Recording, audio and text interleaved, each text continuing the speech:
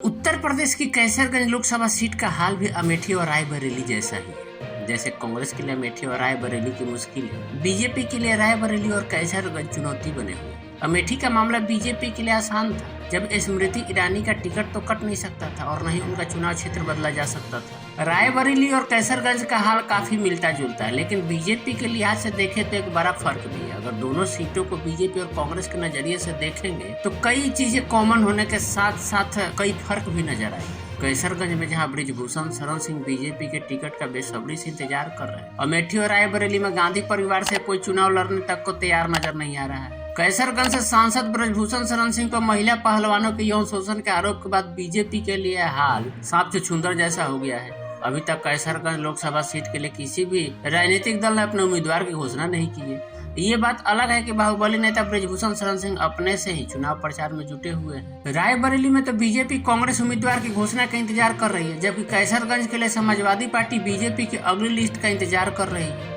कांग्रेस के साथ चुनावी गठबंधन में अखिलेश यादव ने कैसरगंज सीट अपने हिस्से में रखी है। ब्रिजभूषण शरण सिंह और अखिलेश यादव के बीच भी रिश्ता ठीक ठाक ही माना जाता है। कैसरगंज में एक चर्चा ये भी है कि अगर बीजेपी ने ब्रिजभूषण शरण सिंह को टिकट दिया तो समाजवादी पार्टी महिला पहलवानों में से किसी को चुनाव लड़ा सकती है। अगर समाजवादी पार्टी किसी महिला पहलवान को उम्मीदवार बनाती है तो बीजेपी के लिए भारी फजीहत हो जाएगी। कुछ वैसी ही जैसी अभी कर्नाटक के जेडीएस उम्मीदवार प्रज्वल रेवन्ना को लेकर बनी हुई है। यूपी में बीजेपी 75 सीटों पर चुनाव लड़ रही है। 5 सीटें बीजेपी ने सहयोगी दलों को दे दिया है। कैसरगंज और रायबरेली को छोड़कर बीजेपी ने 73 सीटों पर उम्मीदवारों की घोषणा भी कर दी। और सिर्फ बीजेपी ही नहीं, बाकी पार्टियों ने भी अभी अपने उम्मीदवारों की घोषणा रायबरेली और कैसरगंज से नहीं की है। कैसरगंज लोकसभा सीट पर नामांकन की आखिरी तारीख 3 मई है। अगले दिन नामांकन पत्रों की जांच की जाएगी और 6 मई तक अब उम्मीदवार अपने नाम वापस ले सकते हैं। वोटिंग 5वें चरण में 20 मई को होनी है। सवाल ये है कि कैसरगंज लोकसभा सीट पर बीजेपी से टिकट के सबसे बड़े दावेदार ब्रिजभूषण शरण सिंह की अच्छी बात यह है कि वह हकीकत से नावाकिफ नहीं है। पूछे जाने पर वो गोस्वामी तुलसीदास के एक चौपाई बोलकर जवाब देते हैं। ब्रिजभूषण शरण सिंह से मीडिया का सवाल था, क्या बीजेपी का टिकट उन्हें मिलेगा, देरी क्यों हो रही है। थोड़े से गंभीर भाव के साथ ब्रिजभूषण शरण सिंह ने एक चौपाई सुना दी, वही है सोई जो राम रचि राख। ब्रिजभूषण शरण सिंह की तरह ही लखीमपुर खीरी वाले अजय मिश्रा टेनी भी विवाद में रहे। ब्रिजभूषण शरण सिंह जहाँ टिकट के लिए तरस रहे हैं, टेनी केंद्रीय मंत्री बने हुए हैं और उनका नाम तो 2 मार्च को आई बीजेपी की पहली लिस्ट में ही शामिल था। दोनों नेताओं में बस इतना फर्क है कि ब्रिजभूषण शरण सिंह खुद महिला पहलवानों के यौन शोषण के आरोपी और टेनी का बेटा किसानों को गाड़ी से कुचलने का आरोपी। माना जाता है कि कैसरगंज ही नहीं, आसपास की कुछ अन्य लोकसभा सीटों पर भी ब्रिजभूषण शरण सिंह का खासा प्रभाव है। लेकिन हैरानी की बात यह है कि उनके बेटे विधायक प्रतीक भूषण की लगातार 2 चुनाव में जीत का अंतर काफी कम रहा।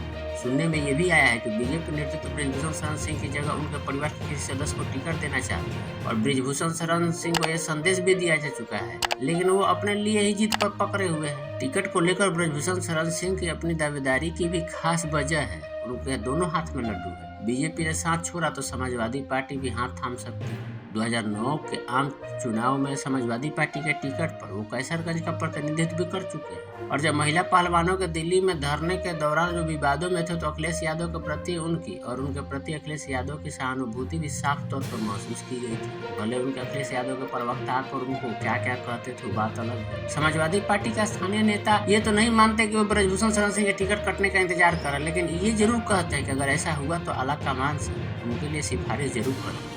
यूपी की राजनीति में दबदबा रखने वाले ब्रिजभूषण शरण सिंह और मुख्यमंत्री योगी आदित्यनाथ दोनों एक ही बिरादरी से आते हैं। दोनों ही ठाकुर है और अपने अपने इलाके के दबंग नेता है। दोनों में एक कॉमन बात यह भी है कि दोनों की चुनावी मशीनरी भी मिलती जुलती है। जैसे योगी आदित्यनाथ ने हिंदू युवा वाहिनी के बल पर राजनीति में अपनी धाक जमाई, ब्रिजभूषण शरण सिंह के कॉलेज भी चुनाव में किसी राजनीतिक संगठन जैसे फायदा पहुंचाते हैं। छात्र और शिक्षक दोनों काफी पहले से चुनाव प्रचार में जुट जाते हैं और गांव-गांव अपनी अपनी बिरादरी के वोट दिलाने की जिम्मेदारी निभाने में जुट जाते हैं। ये कॉलेज चुनाव कार्यालय का भी काम करते हैं। ऐसे ही कर्नलगंज के सरजू डिग्री कॉलेज में चुनाव प्रबंधन की एक बैठक में ब्रिजभूषण शरण गाड़ियों अपने लंबे काफिले के साथ पहुंचते हैं और बैठक में हिस्सा लेते हैं। बैठक में भारी संख्या में उनके समर्थक जुटे हुए होते हैं। मंच पर एक बड़ा सा बैनर लगा हुआ है जिसकी बाईं तरफ प्रधानमंत्री नरेंद्र मोदी की तस्वीर लगी हुई है और दाहिने तरफ कैसरगंज के बीजेपी सांसद की। जिसे खुद ब्रजभूषण शरण सिंह ने सोशल साइट एक्स पर साझा किया। अब बीजेपी टिकट दे या न दे, मोदी उनको मन से माफ कर पाए या नहीं, लगता तो नहीं है कि ब्रजभूषण शरण सिंह को ऐसी बात है कि कोई परवाह भी है।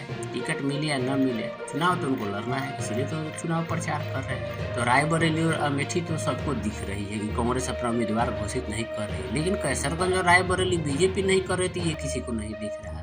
जब चर्चा कीजिए तो दोनों को बराबर चर्चा कीजिए। ऐसा तो नहीं कि बीजेपी सब काम सही कर रही है और कांग्रेस सब काम गलत कर रही है। और अमेठी से पिछली बार राहुल गांधी चुनाव हार गए तो बात अलग है, लेकिन अभी भी अमेठी की जनता राहुल गांधी से प्यार करती है। और कल लास्ट आखिरी नामांकन का डेट है 3 तारीख तक। हो सकता है आज या कल में कुछ ना कुछ फाइनल हो जाए। हो सकता है राहुल गांधी फिर आ जाए चुनाव लड़ने या किसी और को लड़ाया जाए। ऐसे उनके जीजा भी जाहिर कर चुके हैं कि हम अमेठी से चुनाव लड़ना चाहते हैं। देखिए क्या होता है, ये तो आज और कल में ही पता चल जाएगा, या आज शाम तक या कल सुबह। जो भी अपडेट होगा हम आपको देते रहेंगे। फिलहाल अगर हमारे चैनल को सब्सक्राइब नहीं किए हैं तो सब्सक्राइब कर लीजिए प्लीज।